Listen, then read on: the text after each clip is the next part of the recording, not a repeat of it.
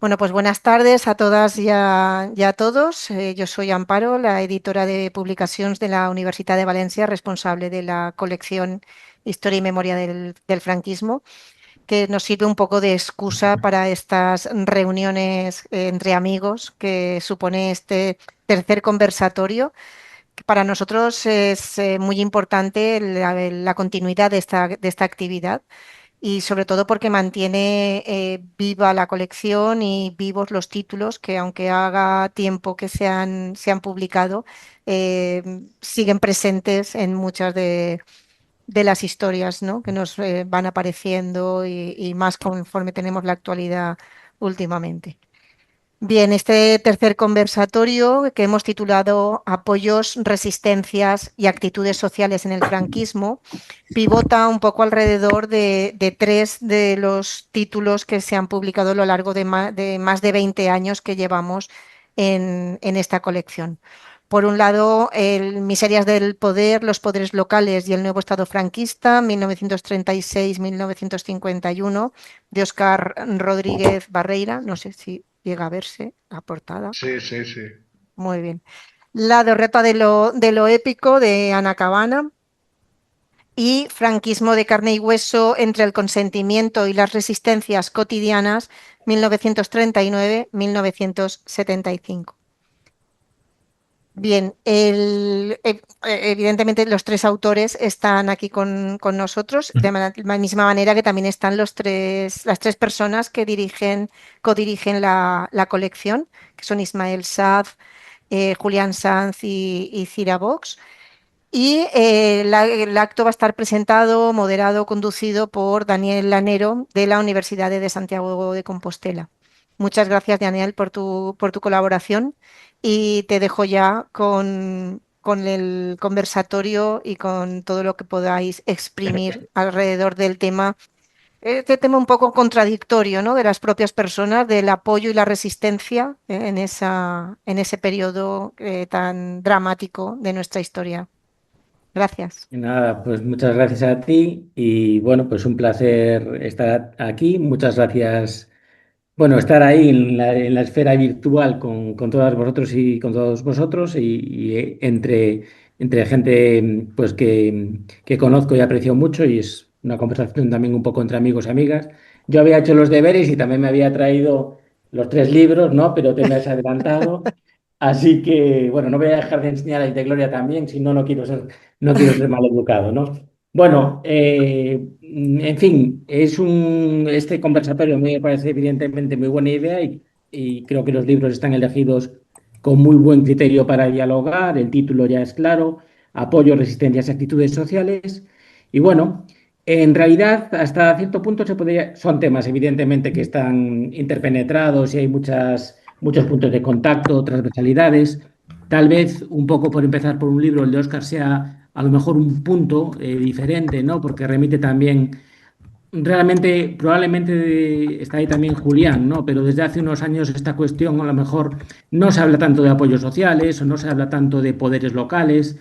El libro de Oscar, desde mi punto de vista, pues tiene un enfoque que tiene más que ver con la construcción política del franquismo, también en el día a día, pero desde el punto de vista de las instituciones fundamentalmente locales y provinciales. Tiene que ver también con las continuidades y con las rupturas en el personal político. Tiene que ver también con la cuestión, digamos, de los intereses materiales de las élites locales y de los propios apoyos sociales en el ámbito local al franquismo. Tiene que ver con la cuestión, con un debate que es muy interesante sobre qué formas toma el clientelismo político en una dictadura, ¿no? Cuando tal vez para algunas personas sea un poco sorprendente hablar de clientelismo político en dictadura, asociándolo habitualmente, por ejemplo, el esquema de funcionamiento político de la Restauración, que eso es una pregunta también interesante, ¿no? ¿Qué aporta el franquismo a, digamos, a la práctica del clientelismo político en la historia de España a largo plazo, ¿no?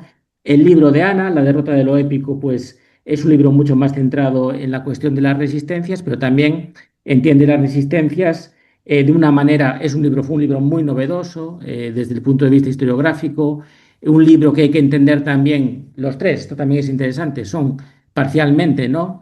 Parte de las tesis de los autores. Es interesante que las autoras y el autor pues, y después también nos pueden tal vez comentar algo de esto, no publicaron completamente sus tesis, sino que la fueron publicando en diferentes volúmenes, ¿no? Pues claro, el libro de Ana dialoga claramente con otra parte de su tesis, ¿no? Que está publicada como Xente de Orde, ¿no? Que tiene que ver con la cuestión de los apoyos, el consentimiento, un libro centrado en las resistencias, pero que, digamos, le dio una vuelta conceptual muy importante al concepto de resistencia, ¿no?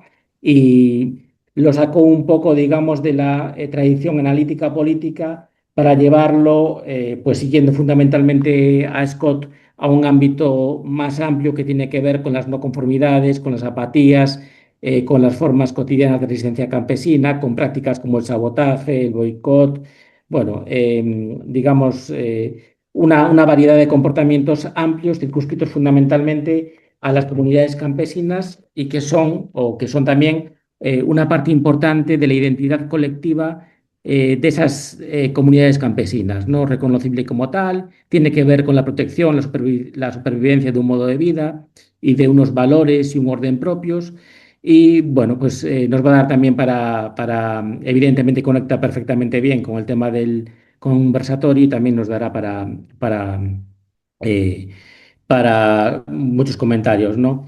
Y finalmente, tanto el libro de Ana como el libro de Oscar son del 2013, ¿no? Coinciden en el año de publicación. El libro de Gloria Román, pues es un poco posterior, ¿no? Y se beneficia también en parte de esa trayectoria que trabajos anteriores habían abierto, pero también digamos que aparte de manejarse en la cuestión de la ambivalencia de actitudes sociales, ¿no? Y de estudiar tanto consentimientos como resistencias, pues desde un punto de vista teórico-metodológico incidió más en la cuestión de la historia de la vida cotidiana y por otra parte a mí me parece, y como algo que se puede resaltar como novedoso, también tiene, bueno, pues aparte de esta aproximación a la experiencia de lo social en las dictaduras, esta cuestión, digamos, de la política cotidiana también tiene probablemente como componente novedoso esta aproximación que ya reconoce explícitamente o afirma explícitamente en la introducción a la nueva historia cultural, ¿no?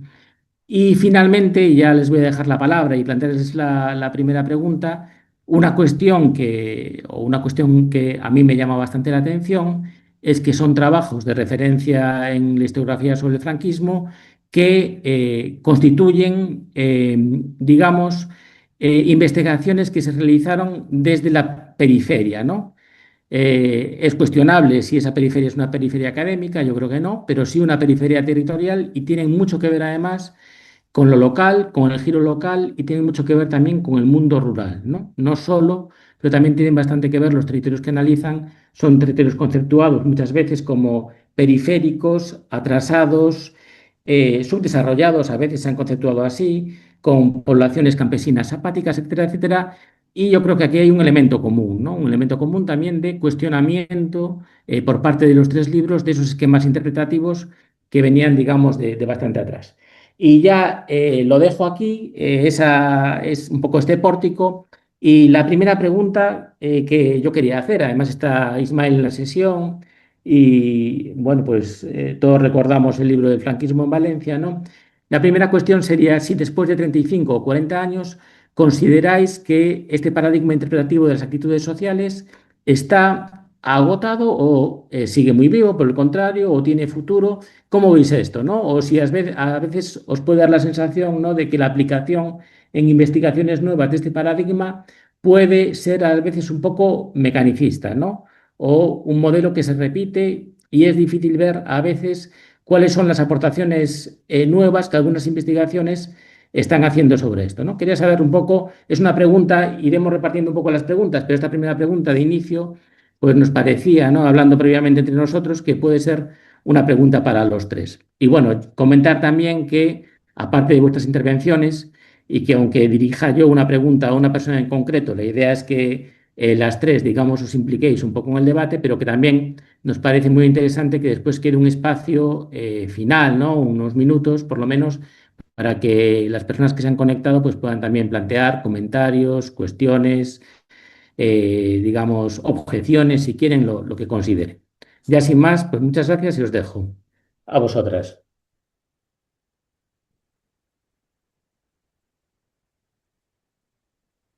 ¿Quién empieza? Micrófono, Oscar, micrófono. Vaya, esto tiende a, esto tiende a desenchufarse cada cierto tiempo. No tengo práctica en el manejo del Zoom, pero bueno, espero que no sea demasiado problema y poder cumplir. En primer lugar, agradecer tanto a la editorial como a Cira, como a Julián, como a Ismael, como sobre todo a Daniel, pues la invitación para presentar estos tres libros, para presentar Miserias del Poder y que me hayáis querido incluir en este debate, ¿no? Yo quería empezar comentando algo que ya ha hecho de alguna manera Daniel, y es que Miserias del Poder no es exactamente un libro sobre actitudes sociales. Probablemente se originó así, porque la tesis que sí tenía intención de ser, la tesis doctoral en la que se basa el libro, que sí tenía intención de ser una tesis sobre actitudes sociales, pues en la parte de los apoyos y en la parte de los consentimientos, pues estaba muy fundamentada en el análisis de los poderes en el franquismo. Y claro, es que durante un tiempo el análisis de los poderes en el franquismo se entendió así. Pero yo creo que hoy ni la mayoría de nosotros ni yo mismo consideramos un análisis sobre el poder local un trabajo sobre consentimiento y apoyo al franquismo. De esta manera, como comentaba Daniel, Miserias es más un análisis de redes, un análisis de la política local en el franquismo, un análisis del franquismo de abajo arriba, no tanto desde abajo como de abajo arriba, una sociología de cuadros políticos, si quieres, pero no un análisis de apoyos sociales como podía ser Xente de Orden o como podían ser otros trabajos como Arriba del Campo, etcétera, ¿no? En segundo lugar, yo durante un tiempo sí he considerado que el debate sobre el consenso o las actitudes sociales estaba un tanto agotado. Y en ese sentido tenía cierta eh, insatisfacción con el desarrollo del mismo. Hoy, sin embargo, tengo muchas más dudas en ese sentido. En primer lugar, porque eso finiquitaría, si quieren, una gran aproximación historiográfica que no considero agotada, que es la de la historia social. Y en segundo lugar, porque me parece una aproximación al problema un tanto viciada. Escuché. ¿Me escucháis? A veces te congelas. Ah, lo siento. Pero se Eso, escucha bien. Pero no sé escuchar se si escucha bien, sí. Ahora se bien. Sí, escucha se bien. escucha Sí, perfectamente, sí, sí. sí, perfecto. Sí. Bueno, decía que era una pregunta un tanto viciada, probablemente, Ah, ya que considero que considerar si está ya que más que considerar si está agotada o no el paradigma de las actitudes sociales, deberíamos discutir o dilucidar si esas preguntas tienen interés social. Y es que, como explican los historiadores posmodernos, el interés académico de una pregunta radica en su capacidad para generar múltiples respuestas. Y en ese sentido, el éxito del debate, por así decirlo, indicaría que efectivamente tiene interés académico. Lo que ya no tengo tan claro, y es una cuestión que podríamos discutir aquí, es hasta qué punto esta pregunta y esta cuestión ha generado interés social. Um, Nos hemos acercado más al gran público a través de estas cuestiones. ¿No será quizás un debate excesivamente académico? Pues yo creo que eso es una cuestión que dejo ahí, que es una pregunta interesante en ese sentido. Y bueno, y finalmente, como un último pequeño punto, habría que señalar la respuesta un tanto inconexa y un tanto heterogénea que estamos dando en el debate sobre las actitudes sociales en el franquismo, ya que, como ya hemos comentado en alguna ocasión Ana y yo, y con Gloria es posible que también lo hayamos hablado, es un debate que tiende a resolverse en los años 40 y, si queréis, 50, aunque los 50 están mucho más abandonados, desde la perspectiva de la historia de la vida cotidiana, y sin embargo se afronta en los años 60 y 70 desde la perspectiva de la historia de los movimientos sociales. Y claro, esto debiera de ser redefinido, debiera de ser pensado, debiera de ser repensado. Debiéramos de ser capaces de escribir una historia homogénea de las actitudes sociales.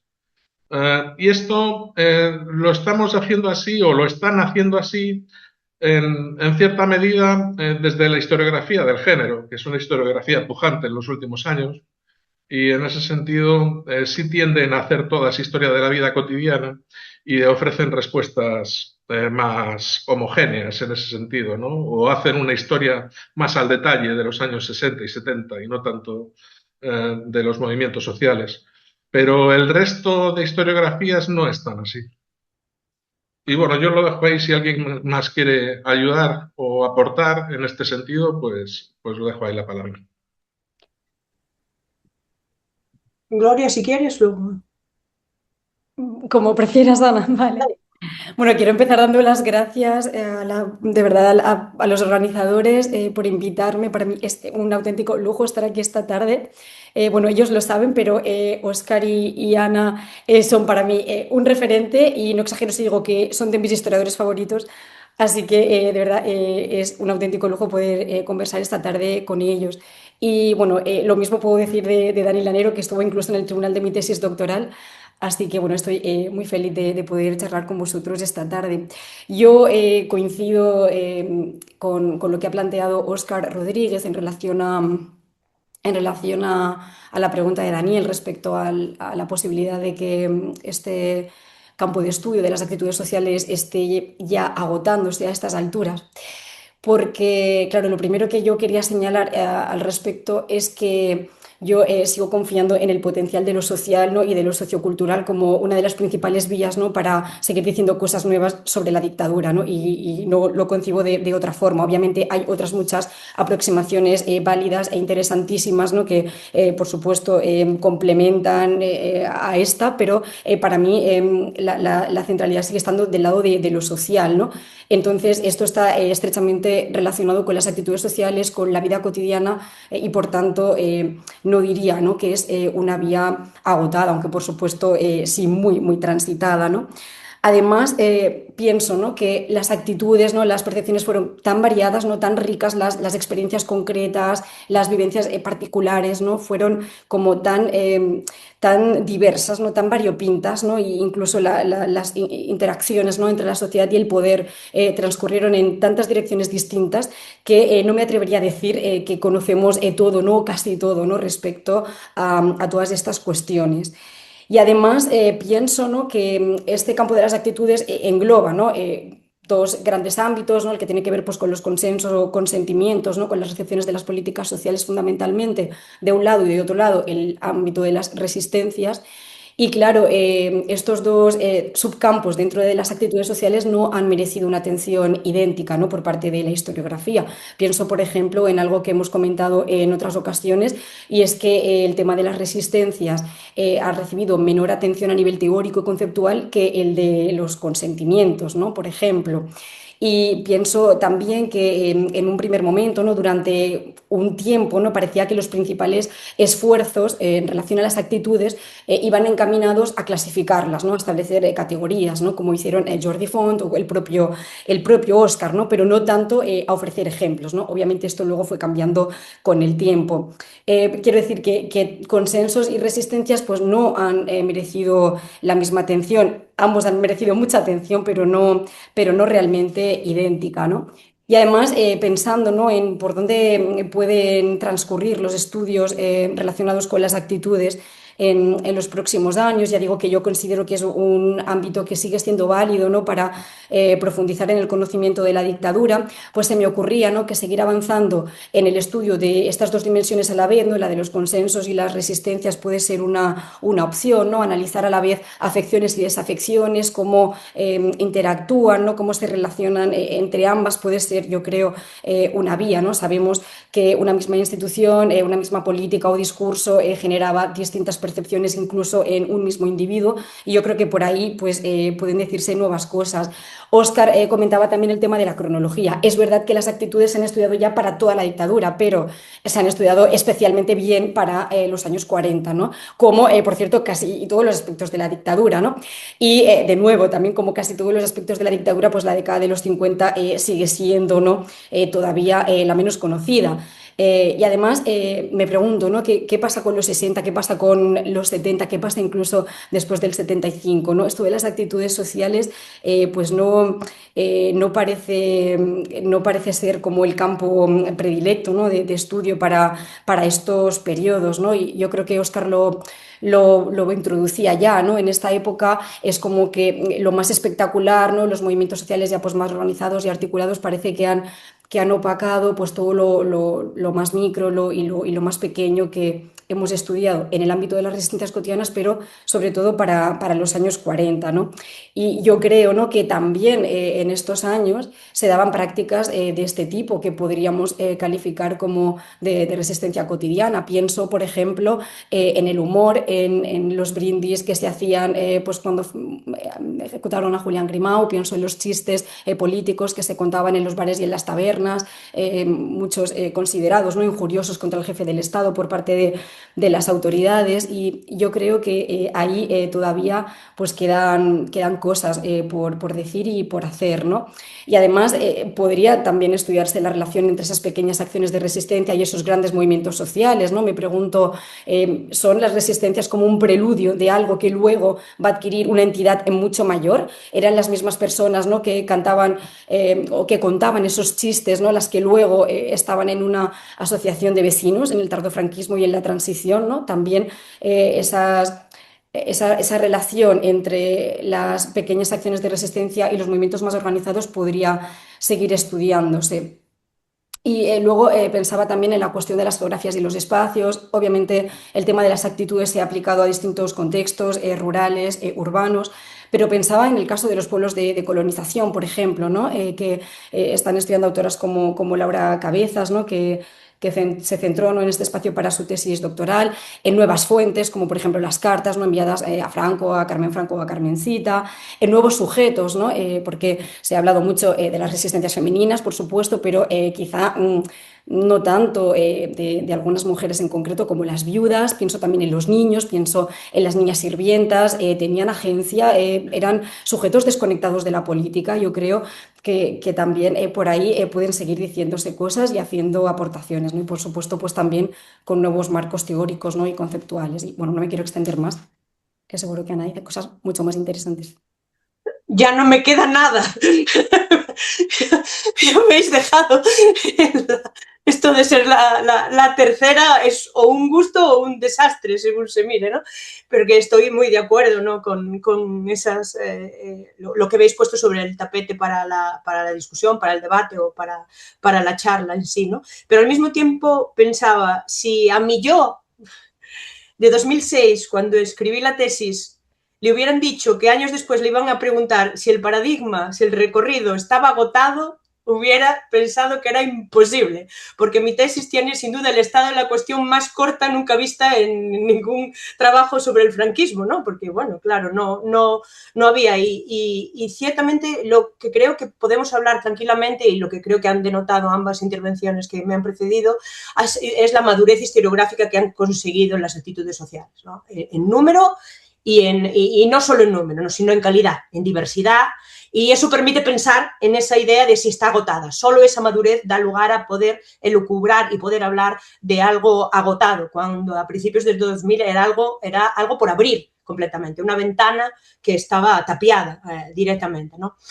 Yo lo que considero, y esto trayendo a colación lo que decía Óscar, que hubo un tiempo no lejano en que pensó que ya estaba, y seguramente viene dado porque empezábamos a leer cosas que ya habíamos escrito de otras personas, para otras geografías. Y eso, claro, ha dado una sensación, yo creo, historiográfica general de que ya otra vez ya otra vez con lo mismo, que ya habíamos leído para Andalucía, para Cataluña y tal, y ahora lo leemos para otro espacio. Claro, eso no supone una innovación.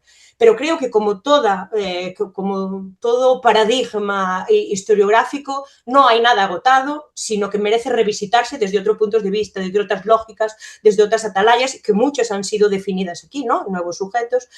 Han dicho que...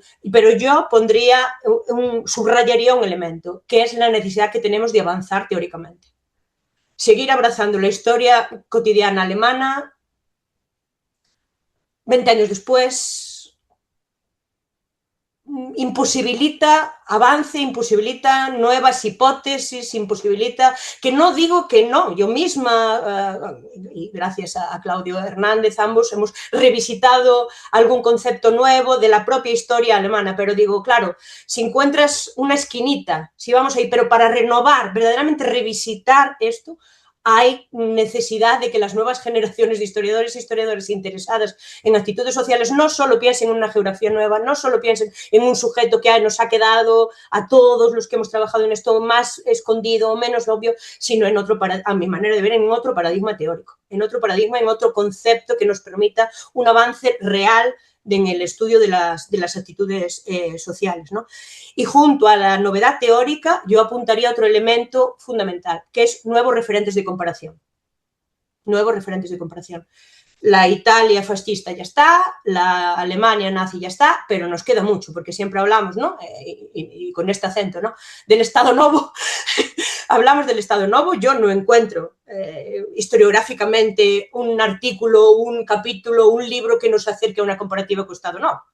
Por mucho que manejemos el idioma, se acerca, haya una frontera entre Olivenza y aquí, quiero decir, pero me parece que falta. Y luego falta una visión a otro tipo de dictaduras, a otro tipo de regímenes, que no tengan nada que ver probablemente con la temporalidad del franquismo, pero que nos abrirían nuevas maneras de hacer historia comparada si no queremos usar transnacional o otro concepto, ¿no? Pero nuevos referentes de comparación y nuevas teorías a mí me parecen básicos para verdaderamente hacer que la siguiente década sea de innovación y no de repetición, entonces volvamos a preocuparnos por la idea de agotamiento. Yo lo dejaría ahí. Muy bien, muchas gracias. Bueno, la pregunta tenía así un poco de mala leche provocativa para que respondierais así tan, digamos, de esta manera, ¿no? Y ya han surgido aquí algunas cuestiones muy interesantes, ¿no? En vuestras tres respuestas. De hecho, yo creo que incluso algunas de las cuestiones que habíamos hablado de plantear, pues han ido un poco también anticipando, ¿no? Pero al hilo de lo que decíais, también me gustaría hacer dos reflexiones, ¿no? Un poco una primera reflexión tiene que ver con algo que ha dicho Óscar, ¿no? La cuestión de el desarrollismo, ¿no? El desarrollismo de las actitudes sociales, ¿no? Aunque hay trabajos que son muy relevantes, se me viene a la cabeza, claro, Franquismo a ras de suelo, ¿no? De Claudio Hernández Burgos, o se me viene también a la cabeza, pues, la tesis de Carlos Fuertes Muñoz, ¿no? Como dos grandes referentes. Os quería hacer una pregunta. Tengo la sensación de que el propio proceso de cambio social de las décadas desarrollistas generó también un desarrollo importante de las ciencias sociales, particularmente, por ejemplo, la sociología, que derivó también en la creación de toda una serie de fuentes nuevas que tengo la impresión, no sé qué pensáis vosotras, que estoy pensando sobre todo en las encuestas de opinión, en las grandes encuestas de opinión, estoy pensando, por ejemplo, la más conocida, ¿no? Los estudios de FOESA, ¿no? Y otro tipo de estudios sociológicos, y tal vez, digamos, esto generó una especie de inmediatez en el acceso a estas fuentes que pudo tal vez hacerlas predominantes y opacar un poco el paradigma, digamos, de las actitudes sociales para los años 60 y 70, ¿no? Y de hecho, creo que son fuentes que se pueden utilizar de manera perfectamente complementaria, ¿no? Es simplemente una reflexión. Y otra cuestión que estos días, pues, preparando un poco este conversatorio, pensaba para mí, tiene que ver un poco con la reflexión que ha hecho Ana al final, ¿no? Bueno, como que tengo la percepción de que este paradigma teórico-interpretativo está muy encerrado en una determinada cronología y en unos determinados ejemplos históricos, ¿no? Incluso me preguntaba algunas veces, podremos, incluso, perdona, me puedo ir un poco más lejos, ¿no? Cuando estaba leyendo vuestro trabajo, parte de vuestro trabajo, sobre todo las introducciones, y a veces me da la sensación, cuando hablamos de esto, no solamente de que estamos circunscritos pues, al franquismo, al fascismo italiano, al Estado Novo o a la Francia de Vichy, sino que de los trabajos se parece deducir una especie de idea de democracia ideal, por oposición. No sé si entendéis lo que quiero decir. Y entonces yo me preguntaba a mí mismo, bueno, como si hubiera una democracia ideal o una democracia casi, entre comillas, entenderme, perfecta de la segunda mitad del siglo XX, y me preguntaba, bueno, ¿y no podemos buscar en regímenes democráticos, por ejemplo, del periodo liberal, manifestaciones, digamos, de actitudes sociales o ir, sobre todo siempre que pienso en esto, pienso en las resistencias? Es decir, por ejemplo, estaba pensando, a lo mejor es un ejemplo muy malo, porque, por ejemplo, recuerdo, releyéndoos también, creo que era en la introducción de la derrota de lo épico, creo que, pues, hablando un poco de esto, Ana dice, en sociedades democráticas, lo que aquí yo encuentro como resistencia civil, digamos, en un contexto democrático se podía entender como conflicto, ¿no? Porque es un conflicto que se puede expresar abiertamente. Acabo. Hay veces en regímenes democráticos, por ejemplo, en regímenes democráticos liberales a caballo entre el 19 y el 20, que determinados aspectos la sociedad no los puede, digamos, expresar de una manera contestataria o en el conflicto, sino que implican también digamos, una respuesta con algunas prácticas resistentes que son parecidas, por ejemplo, a las que vosotros detectáis o vosotras detectáis, ¿no? Y a mí el ejemplo que se me venía a la cabeza siempre era, por ejemplo, se me vienen siempre a largo plazo, por ejemplo, cuestiones que tienen que ver con la evasión fiscal, por ejemplo, o con la resistencia fiscal, o cuestiones que tienen que ver con resistencia a los procesos de reclutamiento vamos, de soldados, ¿no? Y prácticas como cortarse el dedo índice para no poder disparar, etcétera, etcétera. Entonces, y acabo, lo prometo. Mi pregunta es, ¿dónde está la diferencia entre estas actitudes con respecto a regímenes dictatoriales, autoritarios, y cuando la población toma estas actitudes con respecto a algo más estructural, que es el poder del Estado? Y ya sé que me interesa mucho vuestra opinión al respecto. Respecto, o sea, creo que quería saber un poco qué opináis de esto.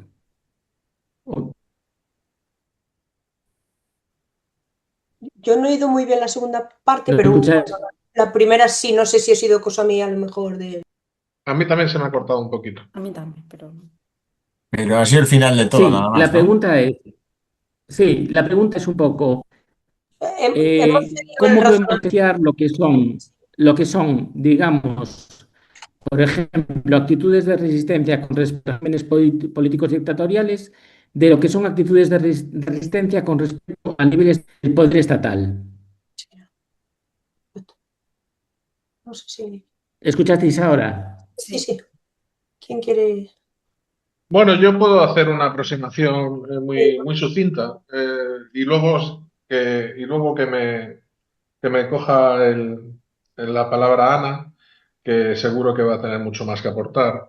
Pero a mí se me ocurre que probablemente esto tiene que ver con la influencia de Scott y con la influencia que en Scott tiene la ideología anarquista. Y en ese sentido, o teorías anarquizantes, si quieres, ¿no? Y entonces, en ese sentido, que exista un modelo de democracia ideal detrás del modelo en el que nosotros estamos trabajando, pues es probable que esté ahí. Y esa influencia es la que deja sentir todo esto. Y que detrás de ello, pues se puedan hacer análisis en los que no hay tanta resistencia a dictaduras como al Estado, pues claro, que tiene que ver con esta influencia anarquizante, por así decirlo, ¿no? En el que este, la cuestión que estriba de alguna manera es por qué hacer algo que no quiero hacer, ¿no?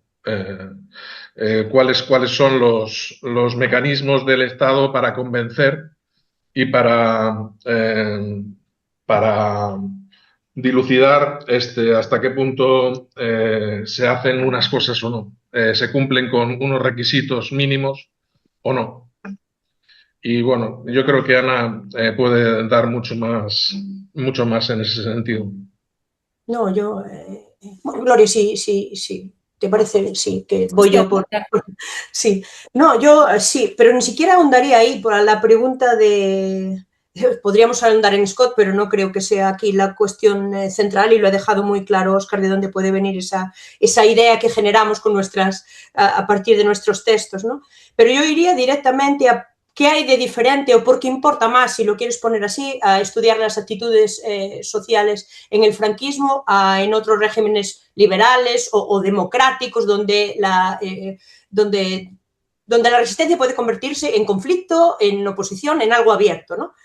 Y yo creo que la respuesta que yo daría puede ser de perogrullo, pero tiene mucho que ver con que al franquismo pensábamos que no. Es decir, el franquismo es el Estado que negó que esto existiera.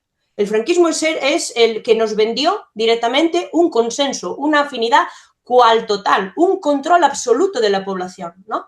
Entonces esa idea de buscar la resistencia lo que nos acercaba era a poder tocar un poco más a una dictadura de a pie pero real, ¿no? Es esa idea de ahondar en la realidad pese al marcado discurso franquista, ¿no? Y es la gran diferencia, es decir, no es tanto, nadie discute que la población del 19 tenía métodos, maneras y formas parecidas a las de los años 40 y 50 para luchar contra la imposición del Estado, ¿no? Estaríamos en Scott, ¿no? Pero el Estado liberal articuló maneras o dio a conocer, ¿no? Dejó ver que eso existía, El franquismo fue tan negador que, Óscar lo dirá, cuando empezamos nuestros trabajos es que no había resistencia en ningún sitio. Estábamos en esa bipolaridad, ¿no? En esa división eran toda gente con una afinidad absoluta al franquismo, que además se estudiaba por clase social. Tu clase social definía tu actitud hacia el franquismo. Si eres un pequeño labrador del norte, por supuesto, te toca ser franquista. Si eres alguien de republicano, de ciudad, de tal, te toca ser opositor, ¿no? Y en el medio no había nada. Es esa idea de la nada donde tratamos de construir esa realidad. Entonces la resistencia, a mí por lo menos me interesaron como manera de acercarme a una realidad de vida, a una vida diaria, una vida cotidiana, a explicar 40 años de una dictadura, ¿no? No en términos como se había hecho historiográficamente anteriormente, ¿no? No como los afines, ¿no? Ni no como los opositores, que había en medio. Y ahí es donde te aparecen las actitudes sociales, ¿no? En ese sentido. Sí, yo escuchando a Dani pensaba en los trabajos de Óscar Bascuñán, acaba de publicarse bueno, hace poco, ¿no? un dossier en historia social que coordina el mismo con Antonio Herrera y él precisamente analiza, ¿no? Resistencias cotidianas a finales del 19, ¿no? Y es verdad que leyéndolo pues reconocía muchas prácticas que yo me he encontrado luego en el primer franquismo, ¿no? Como muy similares, ¿no? Además, bueno, Ana lo explica en alguno de los textos, ¿no? que ha escrito, que al final pues toda normativa, todo discurso, pues toda política va a generar siempre, ¿no? alguna resistencia, ¿no?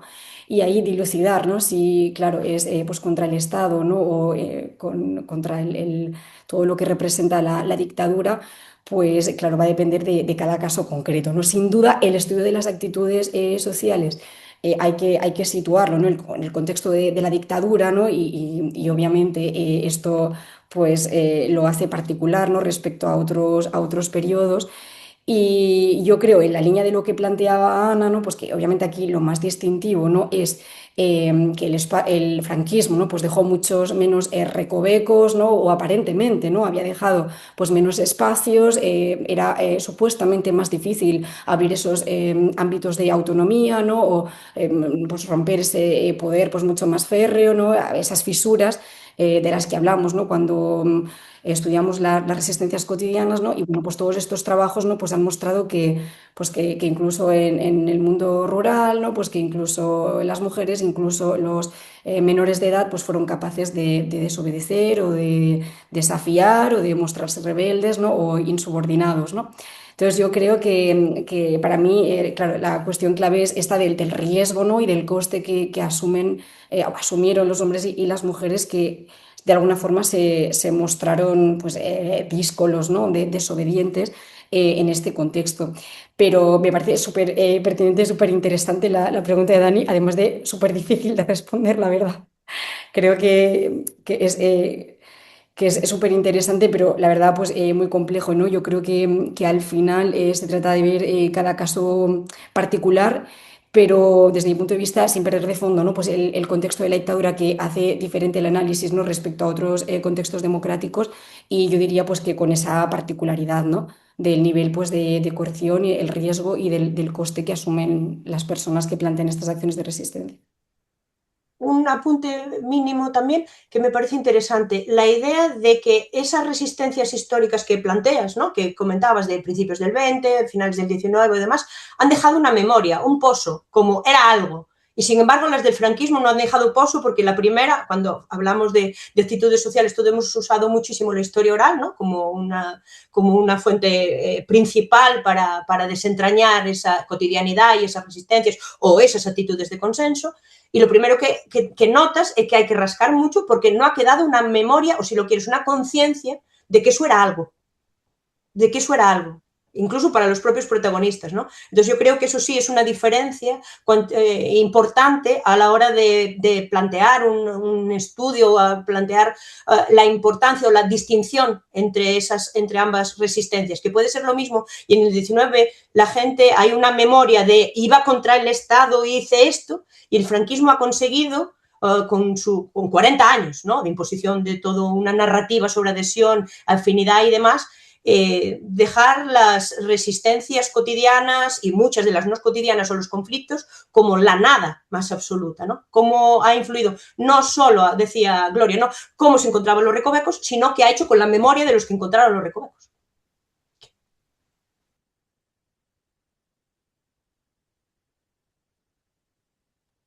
Muy Sí, a bien. mí se me ocurre en ese sentido que, vamos a ver, yo cuando empecé a investigar con la tesis doctoral, este, me tuve que, o me tuve, no, encontré una fuente muy importante en el archivo, que eran los partes de la Guardia Civil. Y me entretuve, pues casi un año en sistematizar, pues no sé si fueron 12.000 o 13.000 partes de la Guardia Civil.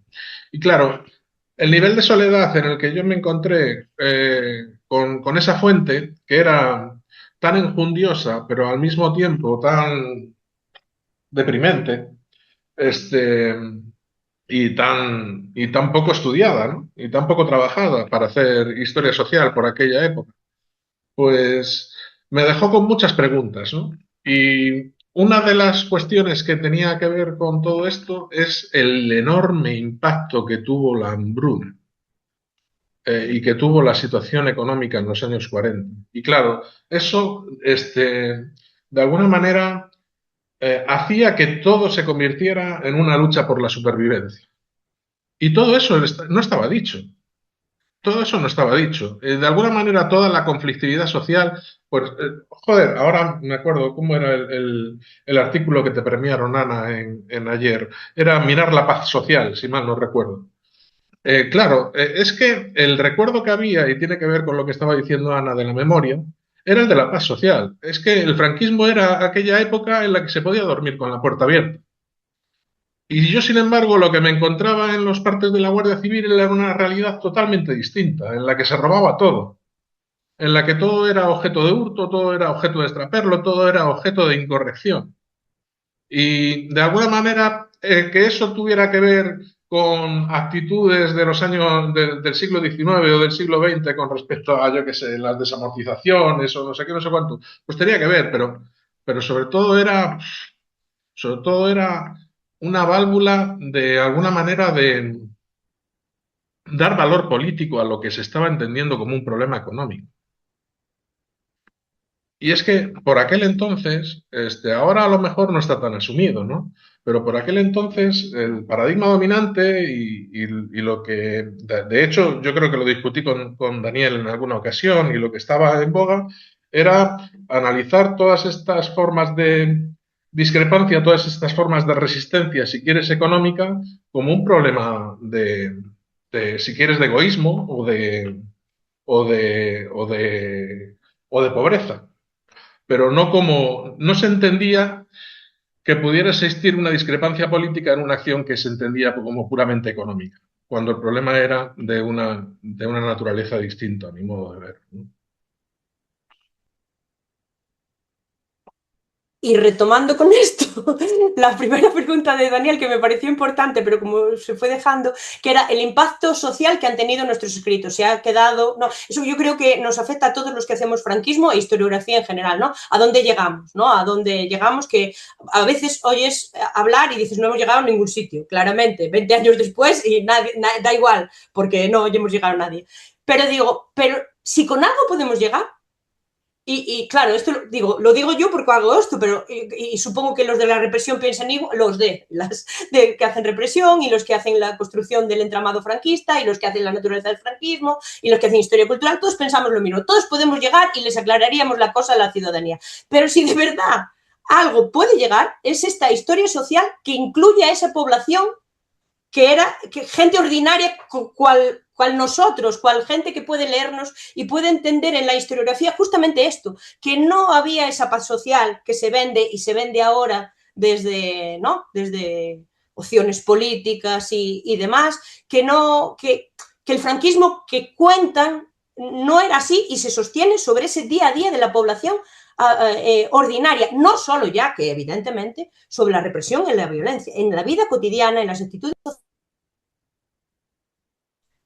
donde verdaderamente, sí, ahora sí, donde verdaderamente podríamos encontrar, no sé si un entronque con una sociedad que de saberlo, de leer esto, de tener esta información, quizá fuera capaz de responder críticamente a esas frases simples que ahora se venden, ¿no? Que son directamente mentira, propaganda y demás, ¿no?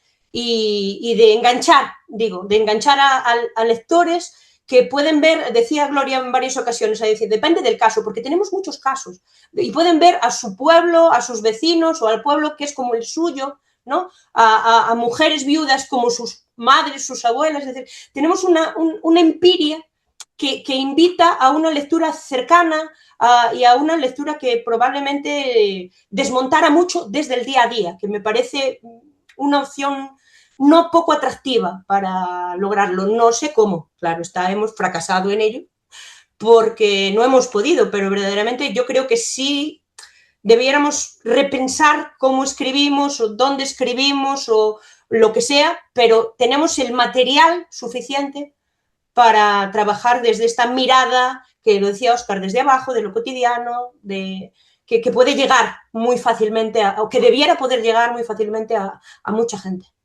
Y de edades muy distintas. Gloria lo decía, niños, viudas, tal. Tenemos sujetos de los márgenes con los que se podía empatizar y replantear esta situación actual, ¿no? Muy bien, pues nada, muchas gracias. Y ahora una pregunta para Ana específicamente, ¿no? Que ya ha salido un poco, ¿no? Muchas de las cosas, de las preguntas que habíamos planteado un poco, pues como es normal, van saliendo, ¿no? La pregunta sería en este caso, em, uy, perdón un segundo. Pues que, ¿por qué motivo crees que ha funcionado también el análisis de las actitudes sociales y políticas a la hora de historiar el mundo rural? O si también te lo podría plantear de otra manera, ¿no? Porque es verdad que nosotros también estamos un poco, entre comillas, contaminados, porque, por ejemplo, muchos de los que estamos, o algunos de los que estamos aquí, pues el mundo rural ha sido nuestro objeto de estudio predominante y a lo mejor hemos postergado un poco el ámbito urbano a la hora de trabajar con actitudes, ¿no? Entonces, hasta te podría preguntar, ¿no? ¿Por qué ha funcionado tan bien o si funciona especialmente bien en ese contexto mejor que en otros? ¿Qué opinas? ¿O por qué hemos ido hacia ahí y no hemos ido hacia otro lado? También sería una pregunta, ¿no? También. Yo a la idea de por qué funciona también el análisis a la hora de historia del mundo rural, yo respondería porque lo hemos hecho funcionar bien. No tiene nada el mundo rural específicamente que haga, que responda mejor, no hay fuentes específicas quizá, no hay nada, pero lo hemos hecho funcionar y yo creo que la clave está un poco en lo que decías al inicio de lo hemos hecho desde la periferia. En los primeros trabajos, ¿no? Para Girona, para Almería, para Galicia y demás, pues claro, nos ponían la tesitura de lugares con un mundo rural con una importancia aplastante en términos demográficos, en términos económicos, ya no solo durante el franquismo, que ahí podrían ir casi todas las provincias, ¿no? Sino ahora. Entonces, estas preguntas que nos surgen, como siempre la historia nos interesa, porque tenemos preguntas desde la hora, ¿no? Que van para atrás, ¿no? Y en ese sentido, claro, ha funcionado bien porque hemos visto la posibilidad de presentar en la historiografía espacios geográficos que normalmente no tenían una presencia, digamos, protagónica o fundamental. Y yo creo que lo hemos hecho funcionar porque hemos trabajado en esas periferias, no porque buscáramos un mundo rural, ni siquiera. Yo quizá la que más, porque efectivamente, hablabas de contaminación, porque yo si me preguntaran qué eres, probablemente diría, pues yo soy una historiadora social del mundo rural, es decir, yo venía de serie con el rural puesto, pero creo que aún sin eso, me parece que la importancia, la impronta del mundo rural, los años 40, 50, 60, es tan importante, ¿no? Como para España en general, ese peso que tiene el mundo rural, que es donde lo aplicamos, pero no porque no funcionen las ciudades, ¿no? No porque no funcionen. Un elemento que me parece interesante, que nos diferencia quizá de otras épocas, es que para el franquismo en el rural no tenemos menos fuente que el urbano. Que eso ya de por sí dice mucho en espacios, ¿no? A muchos compañeros y compañeras no tienen ningún, digamos, no hacen ascos al mundo rural, pero encuentran menos fuentes, ¿no? Pero el franquismo y esa ansia de gobierno, esa ansia de llegar al último sitio, esa ansia, ¿no? de control y demás ha hecho del mundo rural un sitio igualmente. Se cierra. Me está dando a entender el programa que me calle yo porque me cierra el micro. Uy, otra vez. Sí, no sé por qué. No, pero decía que hay un número de fuentes que por una vez en muchas etapas históricas no pueden decir lo mismo los compañeros y compañeras, ¿no? No desmerece a la fuente que puede ser. Uy. Ana, el micro. Que no sé por qué lo hace, de verdad que no. Y también yo creo que nos ha permitido algo que a lo mejor en la ciudad no era necesario. Nosotros partíamos de una de esas falsedades del franquismo, ¿no? De esa idea del mundo rural pasivo, ¿no? Y entonces, claro, nos ha permitido no solo estudiar las actitudes sociales, sino desmontar una idea preconcebida, no solo para la etapa franquista, yo siempre digo que cualquiera cualquiera que escribe sobre el mundo rural siempre tiene que empezar explicando que ahí había política, da igual que sea el 19, da igual que sea la transición, da igual que tal, no siempre es una rémora de no, y aquí había, ¿no? Y si hubo sindicatos y aquí hubo cosas, esa idea, pero la idea preconcebida de que, bueno, el mundo rural manso como es, ¿no? Y además muy apoyador, ¿no? Tan católicos, tan así como eran, esa disyuntiva que el propio franquismo usaba, ¿no? Las ciudades republicanas llenas de rojos y el rural, por eso usó el discurso de un mundo rural, le sirvió, ¿no? Para construir su primera comunidad, ¿no? Su comunidad ideal es una comunidad de campesinos católicos, ¿no? Aferrados a la tradición y demás, ¿no? Entonces, desmontar eso nos ha ayudado a que el mundo rural fuera un sujeto, un espacio, si se quiere, muy interesante para el análisis, yo creo. Antes, un poco a raíz de una cuestión que comentabas antes, Ana, tú misma, ¿no? Se me ha venido un poco a la cabeza y, bueno, me gustaría preguntártelo a ti y también a Gloria y a Óscar, por supuesto, si consideráis que existe, porque me ha llamado la atención, claro, como historiadoras, pues claro, un poco cuando yo planteaba unas preguntas un poco más macro en lo cronológico, pues, o de comparación con otro tipo de regímenes políticos para la aplicación del paradigma, pues claro, la respuesta, como es muy lógico, siempre va al contexto, ¿no? Y a la especificidad del contexto histórico de la dictadura como objeto de estudio, ¿no?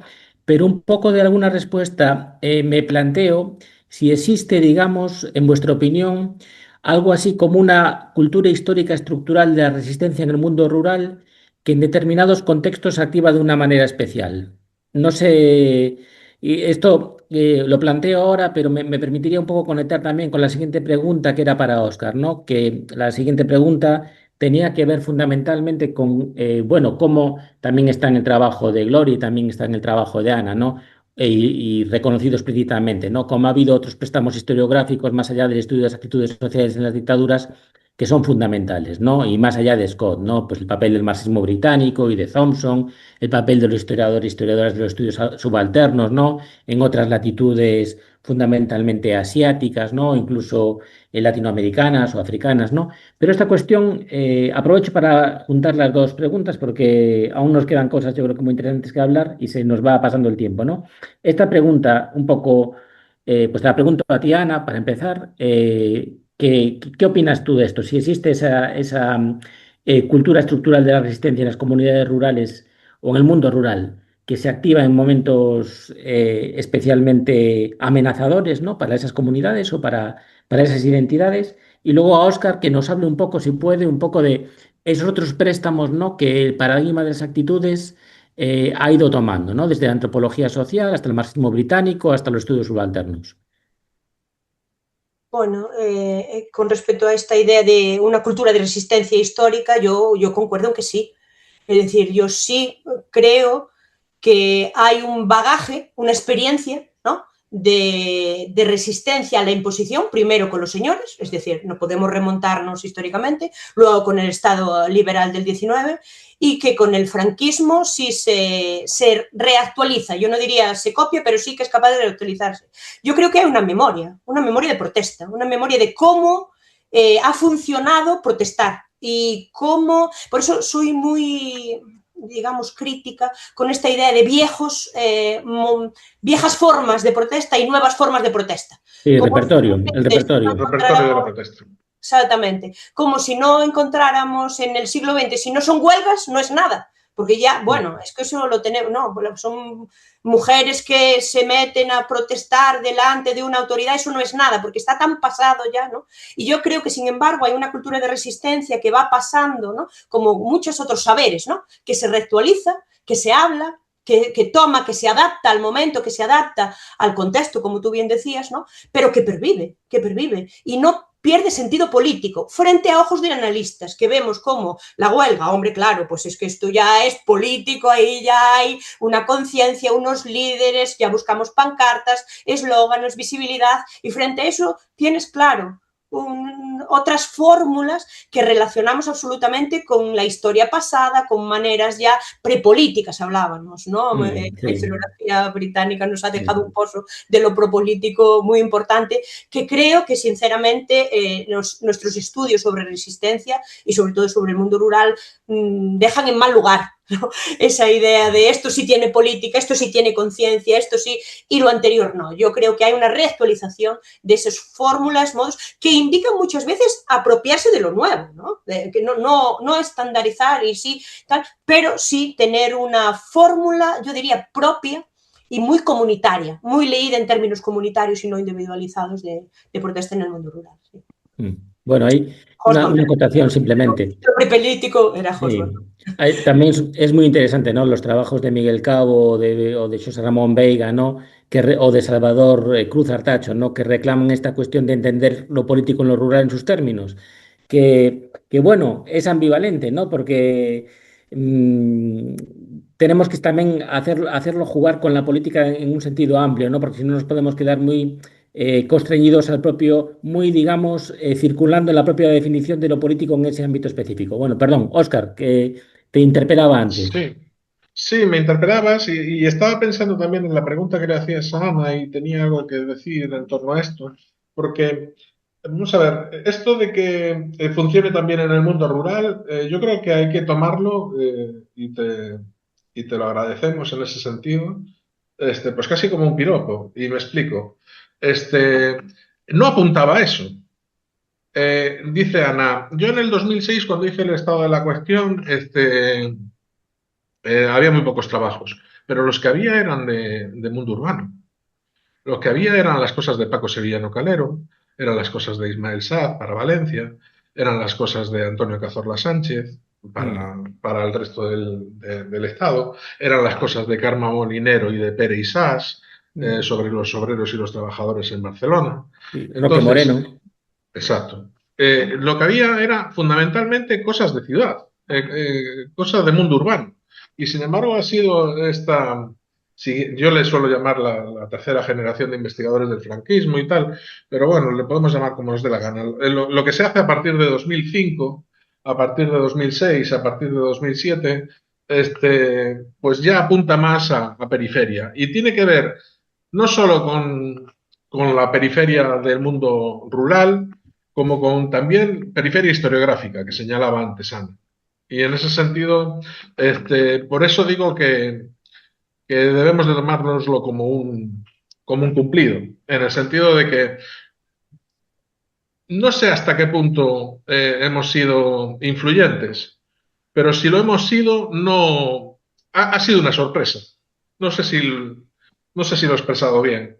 Si lo hemos sido, ha sido una sorpresa, desde mi punto de vista. Porque lo que apuntaban, lo que se apuntaba por entonces era la influencia de otro tipo de trabajos, no de estos, no de estos. Y luego, engarzando con el comentario que me hacías, la pregunta más directa a mí, yo no sabría definir a ciencia cierta las influencias del resto de investigadores. Lo que sí tengo claro es que la influencia de autores como Thomson, como Roudet, como los marxistas británicos, sobre mí fue amplia, fue muy grande. Y de alguna manera, esa historiografía era lo que yo quería hacer, de algún modo. Era aquello que me inspiraba.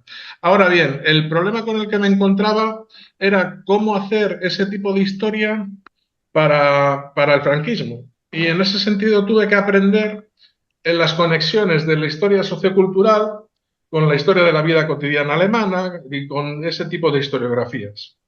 Y luego, ya lo he comentado antes, la influencia de Scott y la influencia de los estudios subalternos tuvo que ver mucho con el tipo de fuentes con el que estuve trabajando. Por ejemplo, aunque fue tardía, yo cuando llegué a Raraíz Buja y a la Escuela de Estudios Subalternos me ayudó mucho a la hora de analizar las fuentes de archivo, las fuentes de la Guardia Civil. Y tenía que ver con eso que él llamaba la prosa de la contrainsurgencia, que me permitía leer a contrapelo los partes de la Guardia Civil y darle una capacidad de agencia a la gente desde abajo que precisamente esas mismas fuentes se la negaban. Se la negaban porque se la hurtaban. Y en ese sentido sí fue muy útil todo lo de estudios subalternos. Y luego, claro, la influencia me parece impepinable de Scott sobre la historiografía del franquismo, me parece que está fuera de toda duda. Y en ese sentido podríamos señalar a Ana, podríamos señalar a Miguel Ángel, podríamos señalar bueno, incluso de los estudios subalternos también estoy pensando en Jorge Marc. Pero claro, y vuelvo a insistir en lo que comentaba antes. En mi caso, me sirvió para trascender la visión económica o economicista de acciones y delitos como los hurtos, el extraperlo, los timos, etc. Gracias a Scott pude ver que la satisfacción de necesidades inmediatas no invalidaba esos casos como síntomas de malestar político. Y en ese sentido fue lo que tratamos de trasladar y fue lo que yo creo que de alguna manera produjo un cambio a la hora de analizar las actitudes sociales en los años 40.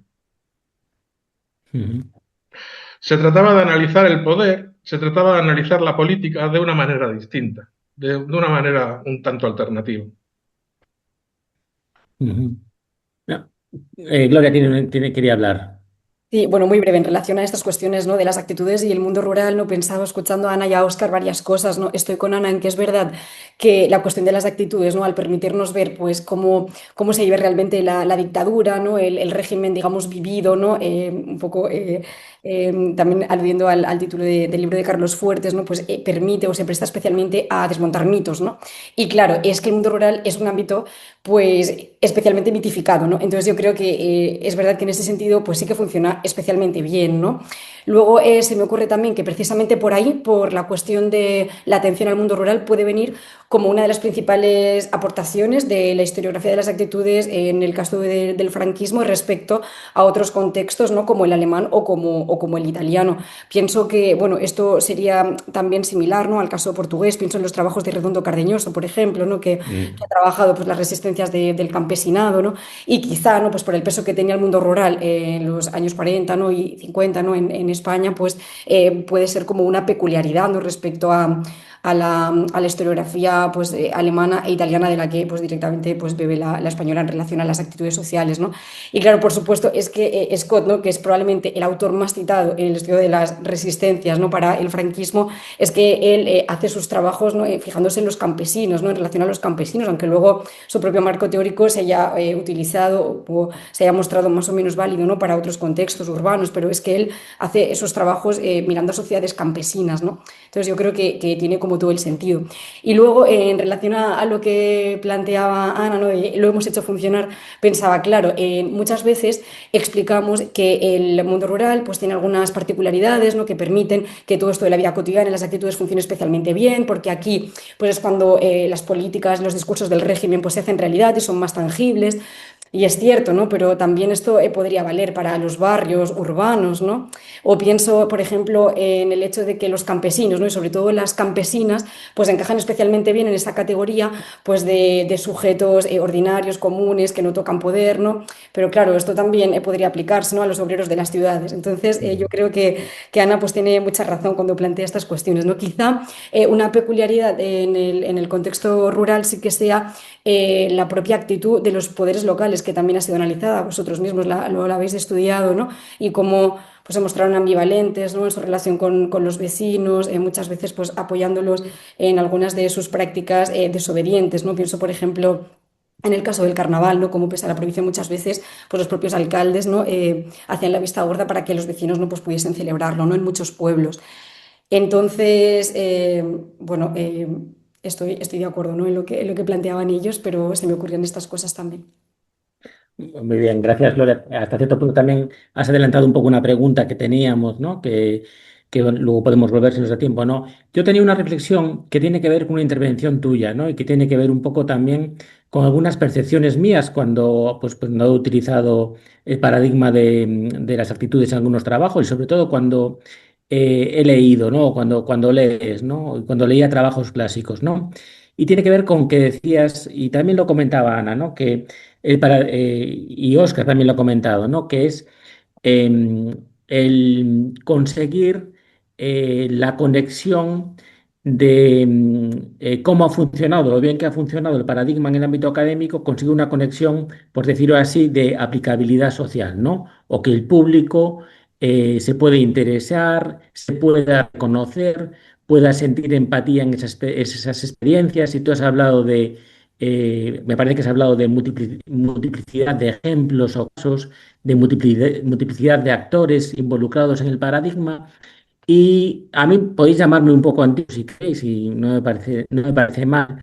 Pero una cuestión, entendiendo todo esto y entendiendo esa diversidad y esa riqueza, me parece, a veces tengo la sensación de que hay una fragmentación muy grande del discurso historiográfico a través de las actitudes sociales, ¿no? Y me preocupa un poco, a veces he pensado, bueno, aquí hay una tensión. Solo consigo construir cómo actúa el sujeto colectivo, o si queréis decir el grupo social o la clase, por una agregación de comportamientos episódicos o individuales, ¿no? Entonces, mi pregunta es, bueno, aceptando todo este potencial y toda esta riqueza y lo entretenido que es leer estos trabajos, ¿esto puede afectar de alguna manera a una interpretación estructural que también es socialmente importante de lo que el franquismo fue? No sé si entendéis lo que estoy queriendo decir, ¿no? Si ahora estamos pasando, o si hay una especie, digamos, de movimiento pendular a largo plazo entre lo que sería una forma de hacer historia social, por decir así, clásica de los viejos tiempos, pero que tenía que ver con una explicación a gran escala de procesos históricos de cambio social. Y por otro lado, este paradigma que tiene que ver también, hablaba antes Óscar de la posmodernidad, ¿no? De esta fragmentación o dispersión del conocimiento histórico y de las realidades históricas que se estudian. Y si esto no tiene o tendría el problema de perder un poco, no digo los historiadores y las historiadoras, sino un poco el público para el que debemos trabajar y sobre todo estoy pensando pues, en la sociedad civil y en el sistema educativo, si se pierde un poco qué fue el sentido de qué fue la dictadura estructuralmente hablando, ¿no? Y qué consecuencias estructurales tuvo para el futuro y tiene para nuestro presente.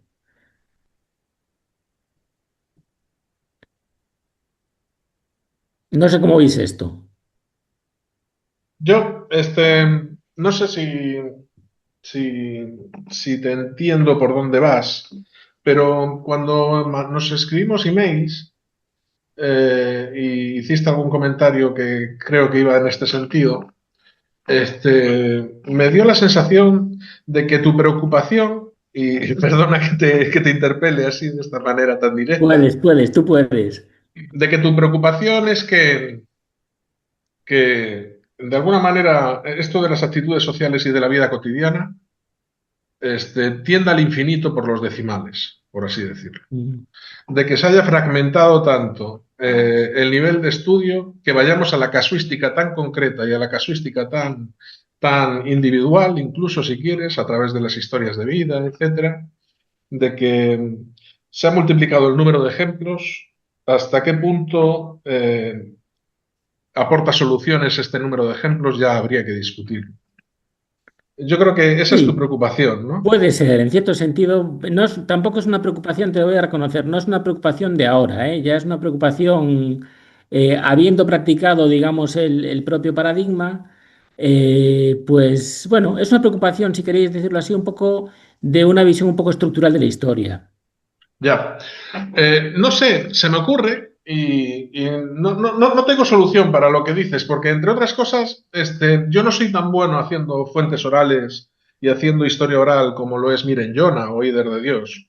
Y ellas, sin embargo, son capaces de, a través de una historia de vida, sacar una cantidad de conclusiones tremendas. ¿Sabes lo que te quiero decir? Una historia de vida, o dos o tres, quiero decir.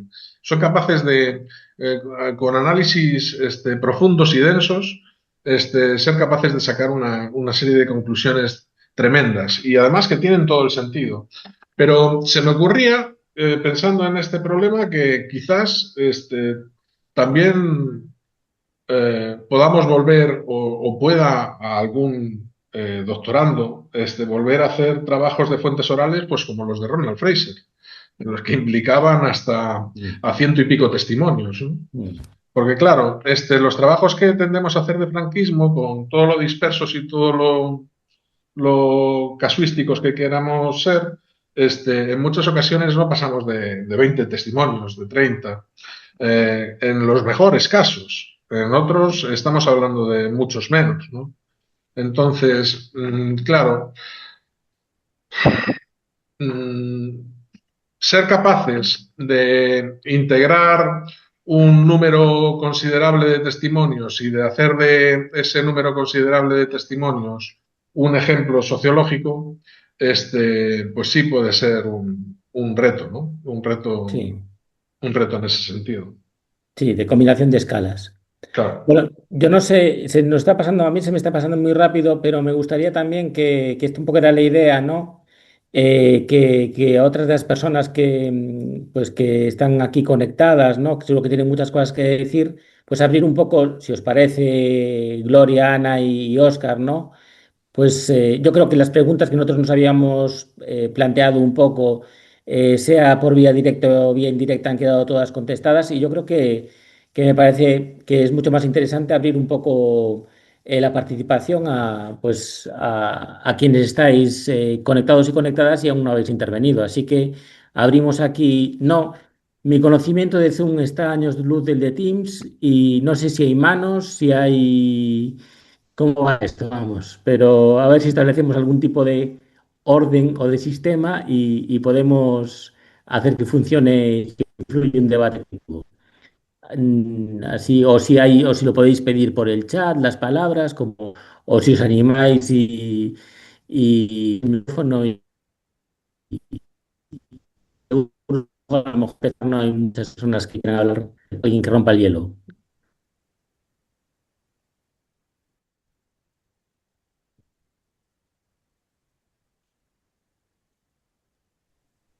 Y si no, que se lance el personal, sin más. Si no, Claro, claro. Yo, si no se lanza nadie, a mí ha habido, bueno, me parece súper interesante el conjunto de la conversación, ¿no? Me parecía fundamental lo que decía Ana, lo que planteabais de que efectivamente este tipo de, o sea, la historia social, su sentido amplio del franquismo, actitudes cotidianas, condiciones de vida, las historias de vida también, puede ser muy útil para conectar con la sociedad, efectivamente, para contrastar todos los bulos y mitos que se basan mucho en impresiones en primera persona o que transmite algunas personas sobre lo que era la vida entonces. Y entonces, efectivamente, me parece que sería fundamental para llegar a la sociedad. Claro, habrá que buscar un formatos que puedan llegar, sean libros más de divulgación, sean podcast, sea otro tipo de formatos. Mm, y luego el otro aspecto que me pareció muy interesante era lo de, bueno, veis un poco, que parecía esta inquietud de ver un poco agotado el paradigma, que yo tampoco creo que lo esté. Yo siempre he aprendido mucho leyéndoos y a la gente también que sigue haciendo cosas, pero plantear pues nuevos enfoques, no solo analizar nuevos territorios, nuevos casos, sino nuevos enfoques y nuevas referencias de comparación. Se hablaba de regímenes liberales o bien otros democráticos, que también se puede pensar en los países de la Europa de posguerra, pero no sé si también, entre otros regímenes dictatoriales, estáis pensando en Latinoamérica o en los países del centro-este de Europa, y si había algún tipo de enfoque o de investigaciones procedentes de estos países en los que se pudieran plantear como especialmente interesantes o como ejemplo. Aparte que yo que soy un poco clásico, de todas maneras, creo que a veces sí que el seguir explorando nuevos eh, estudios de caso, pues bueno, a veces a quienes conocemos el tema nos puede resultar un poco reiterativo, pero siempre siguen apareciendo cosas relevantes y sirve para matizar como mínimo lo anterior y bueno, pues creo que puede ser también útil, ¿no? En sí. Y, mm, Gloria. No, muy brevemente, a una de las cuestiones que plantea Julián, porque justo escuchándote pensaba, ¿no? en el proyecto europeo de investigación de Kate Ferris de la Universidad de St. Andrews, ¿no? Que es como una de las autoras que mejor ha trabajado el tema de la vida cotidiana, ¿no? Ella, bueno, trabajó sobre todo el caso italiano, pero en este proyecto que tiene una dimensión justo transnacional, que es una de las cuestiones que estamos aquí mencionando como una de las posibles vías de renovación de las actitudes sociales de la vida cotidiana, ¿no? Bien, pues en este proyecto, ¿no? Titulado Dictatorship as Experience, aparte de comparar los casos de las dictaduras mediterráneas, ¿no? Pues más clásicos, España con Portugal, con Italia y también con el caso griego, ¿no? De Metaxas y de los coroneles. Además de eso, han planteado una comparativa, ¿no? con regímenes pues, dictatoriales, ¿no? y coloniales, tanto de África del Sur como de América Latina, ¿no? Entonces, escuchándote, pues pensaba, por ejemplo, en este proyecto europeo que dirige ella. Ujú. Yo agarro por la otra pregunta, sí que estoy de acuerdo con esta, ¿no? Nuevos enfoques, nuevos referentes de comparación y sus posibilidades, pero me preocupa más la primera, que es teniendo un potencial de conexión con la sociedad, no lo conseguimos. Entonces, y lo decía antes, me parece un problema historiográfico de primer nivel. ¿Por qué no lo conseguimos? ¿Por qué no lo conseguimos? Porque nadie puede escribir mejor que Óscar Rodríguez. Es que no se puede, no se puede. Es decir, ¿qué le sacamos notas? No, yo a veces, no sé si os ha pasado, yo en las últimas cosas que me han pedido pero sé muy divulgativa, y querían decir, sácale notas, ¿no? Eso era lo que querían decir. Y digo, y haciendo podcast, pero yo veo que seguro, no conozco a muchas personas seguramente aquí presentes, pero dudo que no haya nadie con una titulación de historia o parecida.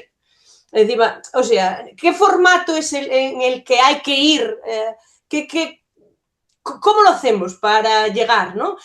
Probablemente, no sé, ¿no? Cuando uno habla de historiadores, sale Casanova porque lo conocen porque escribe en El País. Es decir, acercarnos a la prensa como una manera de... No sé cuál es la manera de llegar Y yo creo que eso es un problema para la historiografía española, ¿no? Que nos seguimos leyendo nosotros, que nos tal, pero hay un límite hasta que no llegamos. Y hay un límite, no solo en número me estoy refiriendo, hay un límite de corte de edad. Y porque no sé vosotros las últimas conferencias o tal que os han invitado, pero la media de edad, si no hay un alumnado obligado, da que pensar. Es decir, y esto merece un repensar historiográfico, ¿no? Tenemos estos congresos masivos y yo creo que uno de los temas que debieran atravesar es cómo nuestras investigaciones pueden tener una importancia y calado social que ahora mismo no conseguimos tener. No sé si lo consiguen otros científicos sociales, no sé si la antropología está con el mismo debate, no sé si la gente de literatura está con el mismo debate, pero nosotros tenemos un debate trascendental ahora mismo porque ahora mismo nos vemos útiles, ¿no? Que a veces no ha pasado, ¿no? Pero ahora mismo en el discurso político debiéramos ser útiles y sin embargo nos cuesta llegar mucho. Y cómo se hace, no lo sé. Y cómo se hace, no lo sé. ¿Cuál es el formato? Si no. Me estoy poniendo trascendental que hay gente que llega, ¿no? Y vendemos, y yo sigo recibiendo royalties del libro de la derrota de lo épico. O sea, pero esa trascendencia social que debiéramos tener en este momento justo histórico, me parece que debiéramos aspirar a más de lo que de los foros a los que llegamos. Bueno, yo veo muchos historiadores y historiadoras bastante implicados en redes, por ejemplo, ¿eh?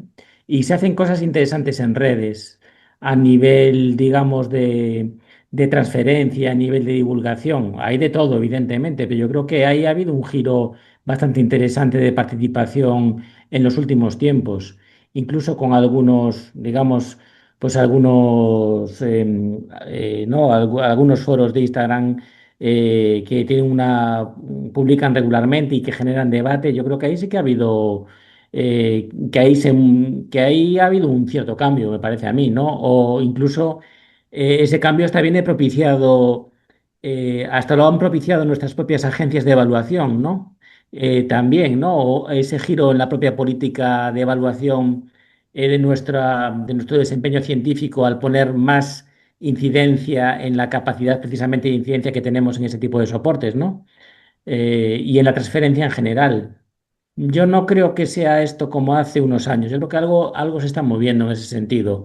¿Cómo medir esa incidencia? O si después es, entre comillas, el círculo de enfermos, el que sigue el mismo hilo de Instagram, pues claro, y que no eres capaz. O lo ves incluso, por ejemplo, en la gente joven que estudia historia y cuelga, digamos, son como una especie de influencers históricos que cuelgan, digamos, em, pues pequeñas piezas, ¿no? Pero Que tú sí lo que, son estudiantes de historia, no es el público que como bueno, o son gestores culturales a veces y viendo, que gestoras, todos ¿no? leemos, que a nosotros Doctorandos, nos encanta, doctorandas. pero cómo llegas, yo me refería más allá, ¿no? Eso te lo compro, te Yo, lo Sí, compro tú te refieres al debate público.